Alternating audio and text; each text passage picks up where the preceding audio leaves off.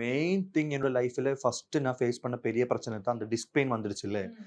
அப்ப என்னாச்சுன்னா, அது டிஸ்க் பெயின் ஏன் இவ்வளோ என்ன எஃபெக்ட் பண்ணேன்னா, நான் எப்படி வாழ்ந்துட்டு இருந்தோ அந்த டைம்ல, அதுக்கு அந்த பெயின் வர்றதுக்கு முன்னாடி நான் எப்படி இருந்துச்சுனோ, அதோட எக்ஸாக்ட் ஆப்போசிட் தான் அது வந்ததுக்கு அப்புறம் இருந்துச்சு. எப்படின்னா 2 ஷூட். நான் மலையாளத்திலும் பண்ணிட்டு இருந்துச்சு. ஆடுகளம் கொஞ்சம் கம்மி தான் இருந்துருச்சுனாலும் அடிக்கடி ஷூட் இருக்கும்.